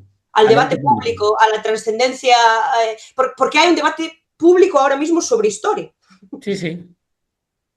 yo creo que parte del problema estriba en que, por norma general, y a lo mejor estoy maximizando mucho, buscamos antes el éxito profesional que el éxito social. Quiero decir, dices, a lo mejor hay que escribir en El País. Bueno, es que Julián no solo escribe en El País. Julián había hecho muchas cosas antes de escribir en El País y había alcanzado, por así decirlo, un éxito profesional y un reconocimiento en el seno de la academia que le permitió llegar a determinados ámbitos, ¿no? Y en ese sentido, pues se me ocurre que otro colega con el que yo tengo bastante trato, que es Antonio Cazorla, pues un poco le ocurrió lo mismo, ¿no? Pero primero tuvo que encontrar su éxito profesional y ahora está más preocupado por las ventas, si quieres, por las ventas o por el reconocimiento social, en ese sentido. Y sin embargo, creo que por norma general seguimos ese esquema, o se sigue ese esquema, de buscar, de estar más preocupados por lo que piensa el colega de la universidad de enfrente o por lo que piensa la colega de nuestra propia universidad o por lo que piensa nuestro compañero, que por lo que piensa el lector medio o el que se acerca a una conferencia o todo eso. Y el problema que encuentro con respecto a lo que dice Ana es que si es así ahora, no quiero ni pensar cómo va a ser dentro de 10 años. Y a lo mejor soy muy pesimista, o a lo mejor soy muy bueno, pero todo lo que apunta tanto el devenir político como el propio devenir generacional, este, no sé, auguro un futuro muy frío, muy oscuro. Eh, eh, para todo eso que estaba planteando Ana, de alguna manera, ¿no? Os escucho y ya que mencionáis además el país, pienso en este artículo que se publicó hace no mucho, firmado por Ana Caterina Hoffman y no recuerdo Sí. la persona que, el coautor o coautora, pero bueno, trataban de explicar, ¿no? Como de forma muy sintética, ¿no? Las razones por las que pues perdura todavía una memoria mayoritariamente, bueno, no diría que mayoritaria, ¿no? Pero que está muy presente, ¿no? Una memoria más o menos positiva, ¿no? Del régimen, ¿no? Pues que habría conseguido pues hacer perdurar muchos de sus mitos, ¿no? Y que mucha gente todavía identifica la dictadura más con los 60, ¿no? Que con los 40, más con el supuesto desarrollismo que con el hambre, ¿no? Y pues recuerdo que planteaban cuestiones pues como, pues no sé, hablaban de, pues, de indulgencia con el régimen, ¿no? Del peso de los apoyos sociales durante la propia dictadura, ¿no? Hablaban también pues de ignorancia, ¿no? Yo creo que, bueno, el tema de las redes es clave también en este debate. Estoy también con Dani en que efectivamente sí que se mueven cosas. Yo creo que todos estamos crecientemente interesados, ¿no? Por transferir lo que hacemos en el ámbito de la academia, pero pues quizá no sea suficiente, ¿no?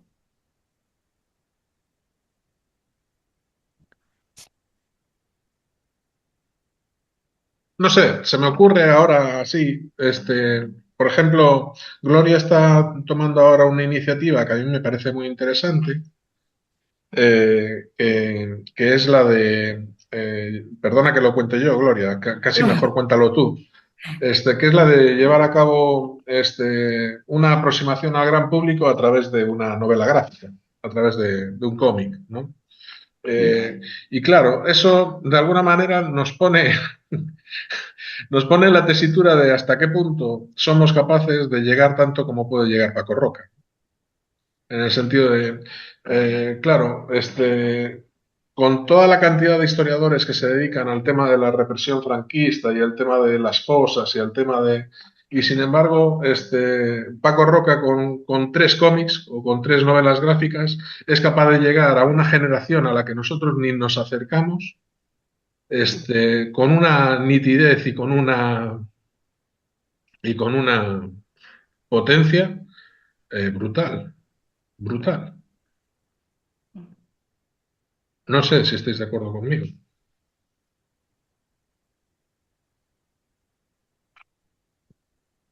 Bueno, pero esto no es nuevo, ¿eh? Esto siempre ha sido Ya. así. En fin, que ya sabemos que las representaciones sobre el pasado, no, nunca hemos tenido el monopolio desde la academia. Nada, Eh, nada mejor que una película, bien, bien se claro, sabe. una película yankee y ya está. Bueno, pero bueno, que está claro que nosotros no vamos a hacer películas de éxito, pero también podemos a veces llegar, quiero decir, que a veces cuando se hace difusión no se llega al gran público masivamente, pero sí se llega al público no muchas personas no especialistas que sí hacen novela gráfica o que sí pueden escribir un guión para una película o hacen su Instagram, su TikTok y estas cosas, porque esa gente que está difundiendo, por ejemplo, se hablaba de cómo hay gente joven, estudiantes de historia o doctorandas, doctorandos y tal, que hacen cosas en estas redes. Yo ya estoy muy viejuno, entonces no me entero muy bien, pero se hacen, ¿no? En estos, sobre todo las que funcionan con vídeos cortos y están chupando conocimiento, están cogiendo las cosas que se escriben desde la academia y eso lo transmiten con un lenguaje mucho más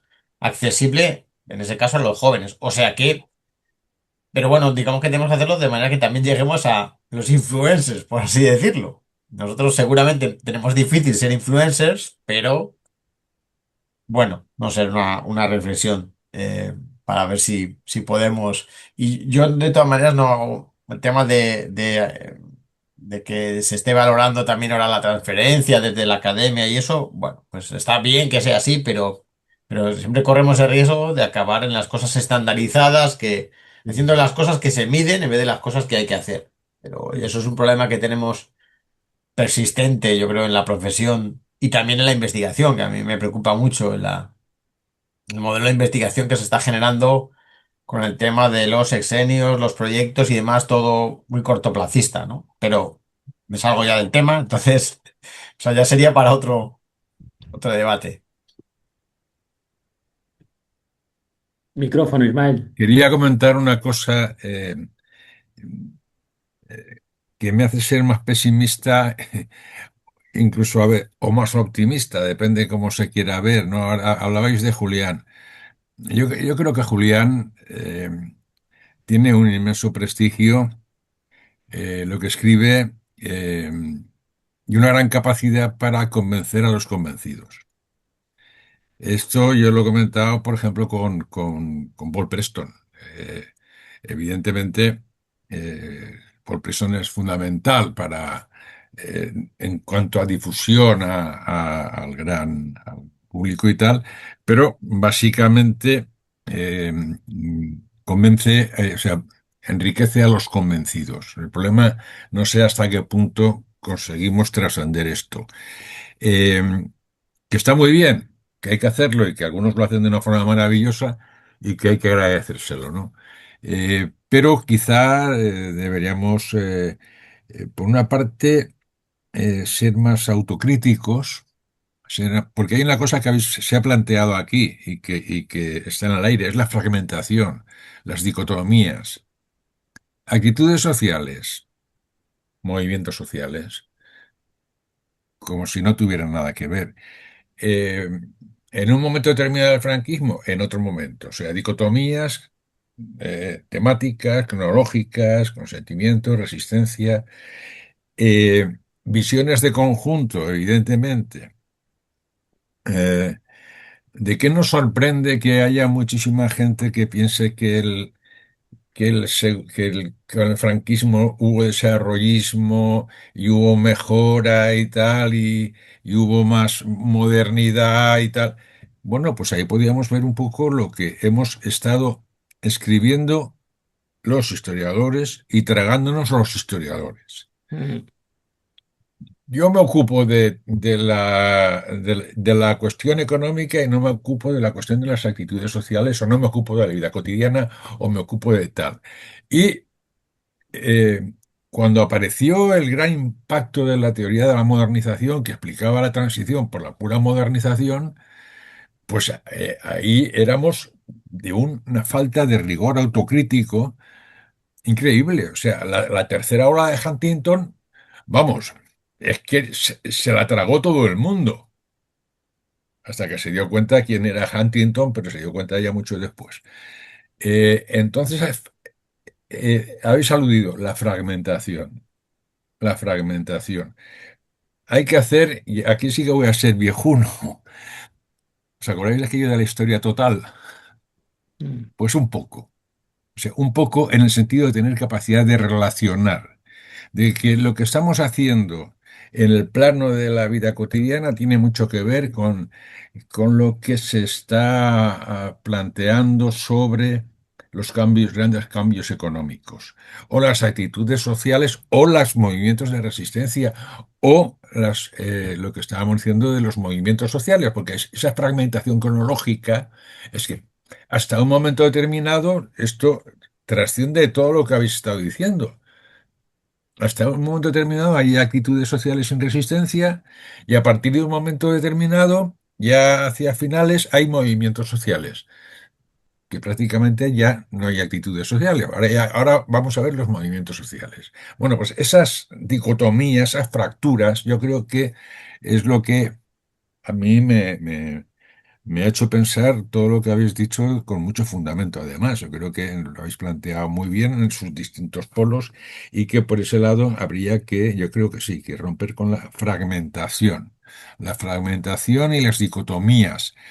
Y también los enfoques comparativos. ¿Por qué no comparar lo que pasa, las actitudes de la vida cotidiana en España y en las democracias europeas, en los años 40, 50 y 60? ¿Por qué no? Cuidado, que en algún momento se va a poner de moda. Mm, Pero entonces, ojo, cuando se ponga de moda, porque será necesario, hay que tener cuidado con la tendencia a la homologación. ¿No? En el fondo era lo mismo, ¿no? mm. Entonces, jugar con estas cosas, ¿no? Yo creo que ha sido muy aleccionador o está siendo muy aleccionador lo que estáis diciendo.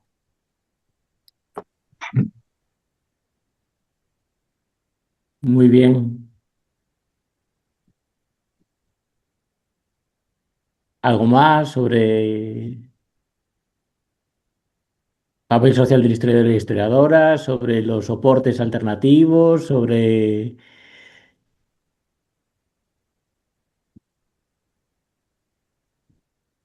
No sé si hay más intervenciones. Incluso había una pregunta que no he llegado a plantear, ¿no? Que iba un poco por ahí, que era, tiene un poco que ver con esto que ha dicho Ismael al final, ¿no? Si seguimos siendo muy dependientes historiográficamente hablando de esquemas teóricos y conceptuales que vienen de fuera y hasta qué punto nuestras construcciones muchas veces son muy poco originales. No sé si me estoy poniendo hipercrítico aquí en esto, pero bueno, no sé cómo veis esto o si queréis volver antes al tema de, no sé, cómo lo veis. Yo, la verdad es que cuando hablaban en este tema de la transferencia, mm, lo que pienso o lo que estoy pensando un poco en los últimos tiempos o lo que me pide el cuerpo, hace tiempo que, y hay muchos de los que estáis aquí, muchos lo practicáis, es que esa transferencia tenga, yo creo que hemos tenido unas carreras académicas un poco generacionalmente, creo que lo que decía Óscar tiene que ver también no solo con hablar para la academia, sino también con consolidarte en la academia. Y lo tarde que muchos perfiles se han consolidado en la academia, ¿no? Y eso condiciona que, digamos, la prioridad sea sobrevivir, ¿no? Y no a lo mejor tener un discurso eh, que llegue más socialmente, ¿no? Porque cuando ves la gente más joven que intenta generar un discurso que tenga impacto a nivel mediático social, no hay nadie que esté por debajo de los 55, de los 50-55, como pronto, me parece a mí, y eso me parece bastante indicativo. Pero a título personal, lo que más me interesa ahora es hacer la transferencia con mi entorno más inmediato, porque yo creo que nuestras propias carreras académicas, en su exigencia, nos han alejado de esa transferencia con la comunidad. Bueno, yo lo siento así, es un sentimiento bastante personal, a lo mejor esto no tiene mucho que... Y bueno, construyendo, digamos, transferencia con la comunidad y retorno a la comunidad, que además me parece una cuestión ética, ¿no? Generar un retorno sobre la comunidad inmediata porque ha sido, digamos, sus impuestos lo que nos han permitido, digamos, desarrollar nuestra carrera, ¿no? A mí me parece que es muy importante, es esa construcción desde la base.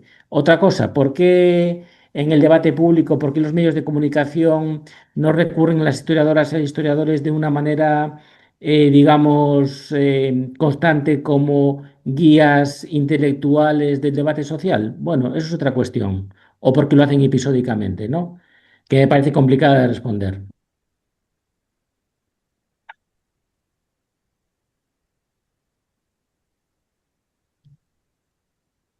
Yo con respecto al- a lo que proponías de la influencia que podamos llegar a tener en historiografías extranjeras o en historiografías incluso si quieres dominantes. Yo tengo una pequeña experiencia en torno a eso, ¿no? Y tenía que ver además con un artículo que saqué con las principales conclusiones de mis series del poder. Un artículo que propuse para el Journal of Contemporary History y en el que pretendía aportar al debate internacional sobre los poderes locales y de alguna manera incorporar el debate español sobre la sociología de los poderes locales al debate internacional y hacerlo pues incluso parándote a analizar sobre los conceptos de parafascismo, de fascismo, bla, bla, bla. mucho rollo, mucho, mucho. El resultado fue desolador. El resultado fue desolador. La capacidad que tenemos para que nos escuchen, pues o tienes un nombre muy consolidado o es muy, muy, muy reducida, muy reducida. Y, y este elemento lo hablaba antes con Antonio Cazorla, con el que estuve charlando sobre este asunto, y él decía, sí, sí, sí tenéis influencia. Pero claro, yo creo que él no pensaba en el debate internacional en el que yo estoy pensando. Yo creo que él pensaba en los hispanistas. ¿Sabes lo que quiero decir? Yo creo que él pensaba en que si nos leían y si nos, y si nos citaban y si teníamos influencia sobre personajes como Paul Preston, como Peter Anderson, como Antonio Pezorla mismamente, etcétera, Adrian Schubert. Claro, sobre los hispanistas sí tenemos relativa influencia. Ahora bien, Ya bueno. ¿hasta qué punto? ¿Qué? No, que estaría bueno que no nos leyeran Sí, ningún. claro. Pero ¿hasta qué punto los historiadores italianos están o los historiadores alemanes están al tanto de lo que se hace aquí? Yo ahí sí que, ahí pues retomando lo de los estudios subalternos, yo recojo el diagnóstico o la teoría de Dipesh Chakrabarty que hablaba de la poscolonialidad en el sentido de la anatomía o sea, perdón, la anatomía, la asimetría del desconocimiento. Decía que un historiador británico, para hablar de la India o para hablar, únicamente necesita conocer historia de las británicas. Y sin embargo, un historiador indio, para poder hablar en la esfera pública, necesita saber historia de la India, historia de Europa, historia de las Islas Británicas, historia. Y de alguna manera existía una asimetría del desconocimiento, ¿no? De hasta qué punto éramos capaces de llegar al debate público internacional o este estaba condicionado. Y yo creo que hay mucho de eso. Nos guste o no, somos un país periférico del sur de Europa y nuestra capacidad de influencia sobre los grandes debates europeos, a lo mejor soy muy pesimista, pero la veo muy limitada. Sí, yo perdonad, tengo que hacer un poco de aguafiestas y decir que tenemos que ir acabando. Es una pena, ¿no? Seguiríamos, pero nos hemos pasado un poco de hora y si os parece, por supuesto, ¿no? Dando la palabra a quien quiera concluir y finiquitar. Desde luego ha sido interesantísimo y ya, ¿no? Seguiríamos, ojalá estar incluso presencialmente, ¿no? Y poder continuar en persona. Bueno, pues no sé si aquí quién cierra, si los organizadores, si el moderador. Yo me lo he pasado muy bien, pero me gustaría estar tomándome algo con vosotros, la verdad. Y no aquí y no tener estas. A veces me he quedado congelado, os he visto congelados y congeladas y bueno, este. Este modelo COVID no me acaba de convencer, lo siento. Pero bueno, no habiendo otra cosa, sí que me parece una oportunidad muy, muy buena para encontrarnos y para charlar un rato y para aprender de todas vosotras y de todos vosotros pues cosas y asumir reflexiones que son muy interesantes y para hacer un poquito de terapia de grupo historiográfico. Y nada, agradecer a PUB que organice estos conversatorios y que yo creo que no solamente, creo que es algo que va mucho más allá, digamos, cuando los libros sirven para plantearte cosas para el futuro, es que los libros realmente están vivos, ¿no? Y que los debates realmente están vivos. Y yo creo que estos foros muchas veces absolutamente o tremendamente encorsetados, siguiendo un poco a Julián, ¿no? Pues por el formato que habitualmente tienen nuestros congresos, ¿no? Que son más a veces un poco encuentros casi que parecen convenciones más que otra cosa, donde a veces es muy difícil que haya debates, digamos, intensos o debates especializados. Pues nada, agradecer mucho también a Cira, ¿no? La oportunidad de poder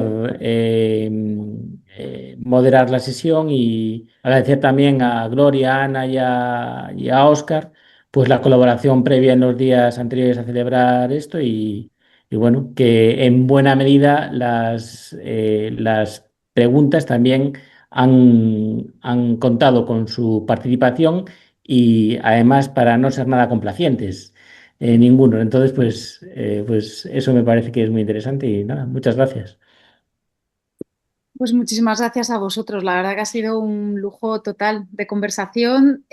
Queda grabada, también creo que puede ser un material estupendo para que quien no se haya podido conectar en directo pueda escucharlo, porque yo creo que habéis hecho un repaso bastante exhaustivo y ha sido una conversación, yo creo que muy enriquecedora. Así que pienso también de estudiantado, de máster, doctorandos y doctorandas, que os pasaremos el enlace porque, vamos, creo que puede ser un material muy útil.